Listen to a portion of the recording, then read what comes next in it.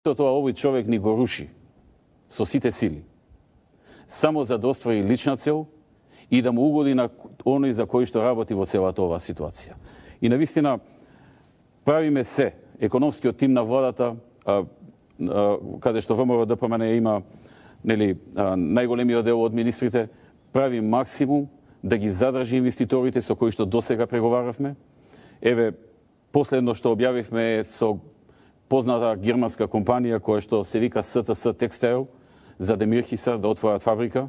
Луѓето кажаа дека ќе вработат само за почеток 150 луѓе, а дека ќе дојдат до бројка од 1000 луѓе. 1000 луѓе за Демирхисар е сериозна бројка. Сериозна бројка на вработување. Со нив сме во една подвабока фаза, очекувам некаде за 2 до 3 недели да се потпише договорот и некаде во текот на летото да почне производство, да почнат првите вработувања на невработени лица во Демирхисар и Демирхисарскиот регион. Со многу луѓе владиниот тим е во финални преговори, со многу компании мислам, меѓутоа ова го става по знак прашање сето тоа. И затоа важни се изборите, да помине 5 јуни, да се завршат работите, да продолжи нашата борба за посрекна и побогата Македонија. Посилна држава со поголем број работни места кои се нудат и со повисоки плати.